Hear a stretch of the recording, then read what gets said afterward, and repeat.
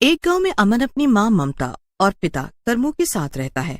अमन का कॉलेज में पहला साल है, इसलिए अमन बहुत बिगड़ गया है। आज सुबह जब अमन कॉलेज जाने लगा तो ममता ने कहा, अमन बेटा आज जल्दी घर आ जाना, आज घर पर पूजा है इसीलिए बोल रही हूँ।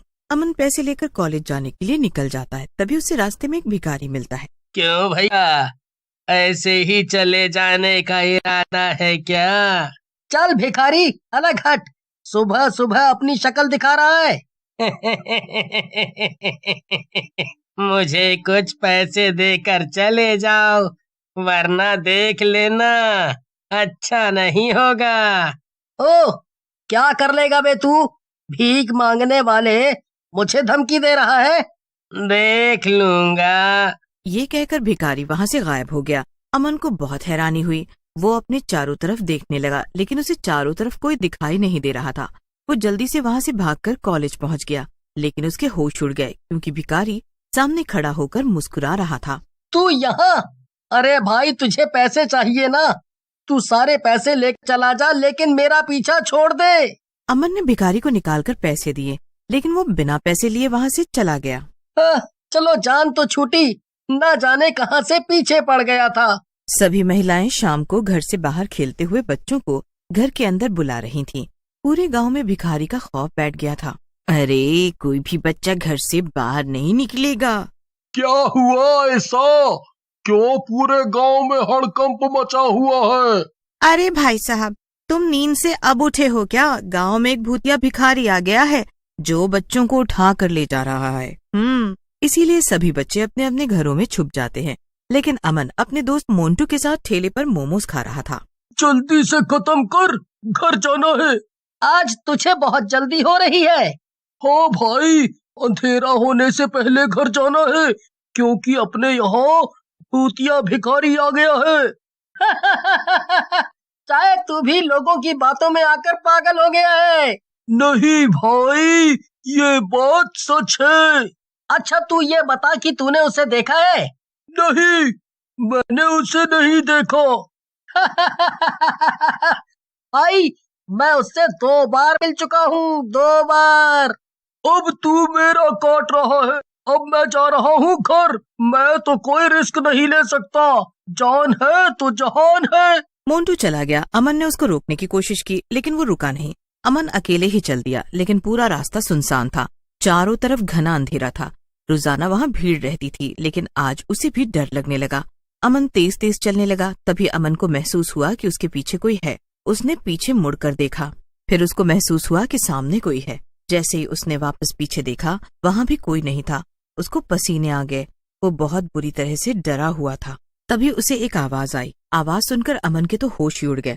अमन ने देखा कि उसके आसपास कोई नहीं है, इसीलिए वो वहाँ से भागने लगा। तभी उसको ठोकर लगी और वो जमीन पर गिर गया। उसने देखा कि सामने भूतिया भिखारी खड़ा है। अमन जोर जोर से चिल्लाने लगा, बचाओ बचाओ, मुझे इस भूतिया भिखारी से बचा लीजिए। मुझसे तो तुझे कोई भी नहीं बचा सकता। मैंने क्या बिगाड़ा है तुम्हारा? आने दो भैया। सुबह बहुत डरा रहा था। गलती हो गई। लेकिन भिखारी को उस पर बिल्कुल भी तरस नहीं आया। वो भूतिया भिखारी अमन का पैर पकड़कर जमीन पर घसीटते हुए जंगल की तरफ ले जाता है। अमन खून से लथपथ हो गया था। भूतिया भिखारी ने अमन को पेड़ पर उल्टा लटका दिया। तभी वहाँ से नंदू और बिरजू अपने खेत से लौट रहे थे। अरे कहाँ जाते हो? मुझे भी कुछ दे जाओ। हद है यार, अब रात में भी भिखारी आने लगे। हाँ कोई नहीं, 1-2 रुपए दे दो। हाँ ठीक है। बिरजू जैसे ही जेब में हाथ डालता है, भूतिया भिखारी उसका हाथ पकड़ लेता है। उसके लंबे लंबे दांत, डरावनी आंखें, लंबे लंबे बाल और नाखून देखकर बिरजू और नंदू डर गए। तभी उन्हें अमन के कराहने की आवाज आई। दोनों ने पेड़ की तरफ देखा। अमन की ऐसी हालत देखकर वो कांप गए। अरे नंदू भैया, जल्दी से गांव में भाग कर चलो, सबको बताना पड़ेगा। ये तो भूतिया भिखारी है। काका मुझे बचा लो। तभी सभी ने देखा कि सामने से गांव वाले हाथ में जली हुई मशाल लेकर दौड़े हुए आ रहे थे। ये देखकर भूतिया भिखारी वहां से गायब हो गया।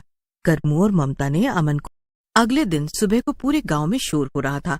क्योंकि भूतिया भिखारी एक बच्चे को उठाकर जंगल में ले गया था। इसीलिए गांव के सभी लोग एक जगह इकट्ठे हुए और भूतिया भिखारी से बचने की योजना बनाई।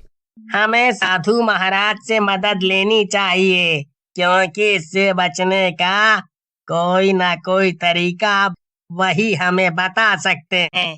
ठीक है, हम सभी साधु के पास चल रहे हैं। सभी लोग मिलकर साधु महाराज के पास गए और अपनी समस्या बताई। महाराज जी, उसका कोई तो तरीका होगा। सभी एक बात ध्यान से सुन लो। जब किसी की अकाल मृत्यु होती है तो उसकी आत्मा नफरत से भर जाती है, और वो नफरत किसी एक व्यक्ति से न रहकर समस्त मानव जाति से हो जाती है। महाराज जी, लेकिन इस भिखारी के साथ किसी ने क्या बुरा किया होगा? इससे तो किसी को कोई मतलब नहीं होगा। नहीं, ऐसा नहीं है। आज की रात तुम सभी मेरे पास आना। आज की रात भूतिया भिखारी से आप सभी को मुक्ति मिल जाएगी। साधु महाराज ने सभी को आने के लिए कहा और पूरी योजना समझा दी। सभी लोग एक साथ घर गए। सभी के अंदर बहुत डर बैठा हुआ था, लेकिन सभी रात होने का इंतजार कर रहे थे। जैसे ही रात हुई, बिरजू और नंदू सभी के घर गए। चलो भाई, रात हो गई। महाराज जी ने बुलाया है, अगर आज नहीं गए तो उससे हमारा कभी पीछा नहीं छूटेगा। पूरा गांव एक साथ महाराज जी की कुटिया की तरफ चल पड़ा। लेकिन गांव का एक बच्चा सड़क पर अकेले जा रहा था। तभी उसके पीछे भूतिया भिखारी चल रहा था। बच्चे ने पीछे मुड़कर देखा, उसकी रूह कांप गई और वो जोर से चिल्लाया। बच्चा वहां से तेज तेज भागने लगा। बच्चा भागते भागते जमीन पर गिर गया। भूतिया भिखारी अपने लंबे लंबे दांतों से बहुत डरावनी हंसी हंस रहा था। भूतिया भिखारी जैसे ही उस बच्चे को उठाने की कोशिश करता है, वहाँ बहुत जोर से बिजली गरजती है और साधु महाराज पहुँच जाते हैं। सभी गांव वाले भी वहाँ पहुँच जाते हैं। आखिर तुम अपने ही जाल में फंस गए। हे साधु, मेरे रास्ते में मत आओ। मैं जो भी कर रहा हूँ मुझे करने दो, नहीं तो अच्छा नहीं होगा। इन बेचारे मासूम बच्चों ने तुम्हारा क्या बिगाड़ा है? क्यों इनके पीछे पड़े हो? मैं यहाँ किसी को भी पसंद नहीं करता। सभी मेरे दुश्मन हैं। मैं किसी को नहीं छोड़ूंगा। मैं सबको मार दूंगा। देखो, मैं जानता हूँ कि तुम नाराज हो। मैं तुम्हारी मदद करना चाहता हूँ। ऐसा क्या हुआ था तुम्हारे साथ? मेरा नाम रौनक है। मैं भी एक अच्छा लड़का था, लेकिन मेरे एक दोस्त ने धोखे से मेरा सारा कारोबार ले लिया। भाई, आज मैं सड़क पर आ गया हूँ। मैंने तुझे अपना भाई समझा था, लेकिन तूने ये अच्छा नहीं किया। रौनक के दोस्त ने फोन काट दिया। वो बेचारा सड़कों पर घूम रहा था। रौनक के पास रहने और खाने के लिए पैसे नहीं थे। उसे खाना खाए हुए बिना भी 3 दिन हो चुके थे। रौनक सबसे खाना मांगता था। सब उसको बिना खाना दिए हुए भिखारी कहकर आगे बढ़ जाते थे। बहुत दिन से खाना ना खाने के कारण वो जमीन पर बेहोश होकर गिर गया और एक तेज रफ्तार कार उसके ऊपर से निकल गई। आपको पता है, जब मेरे शरीर से आत्मा बाहर निकल गई, तब सब मेरे ऊपर तरस खा रहे थे और मेरी आत्मा दूर खड़े होकर ये देख रही थी। लेकिन इसमें हमारा क्या दोष है? हाँ, उस समय भी सब ऐसा ही सोच रहे थे। अब मैं तुम्हें 2 रास्ते बता रहा हूँ। पहला ये है कि तुम इस आत्मा से मुक्त हो जाओ और ये गांव छोड़कर चले जाओ। आपने ये सोचने की भूल भी कैसे कर दी कि मैं यहाँ से जाऊंगा? ठीक है, तुम यहाँ से मत जाओ, लेकिन मेरे पास दूसरा रास्ता भी है। मैं तुम्हें इस बोतल में कैद कर दूंगा। जैसे ही साधु महाराज भूतिया भिखारी को बोतल में बंद करने के लिए मंत्र पढ़ते हैं, भूतिया भिखारी हाथ जोड़कर माफी मांगने लगता है। ठीक है, मैं आज अपनी समस्त शक्तियों से तुम्हारी आत्मा को मुक्त करता हूँ। अब तुम नहीं भटकोगे। साधु महाराज ऐसा ही करते हैं और भूतिया भिखारी की आत्मा हमेशा के लिए मुक्त हो गई। पूरा गांव भी खुशहाल हो गया और सभी खुशी खुशी रहने लगे। कुछ दिनों में भूतिया भिखारी का खौफ खत्म हो गया और सभी उसे भूल गए।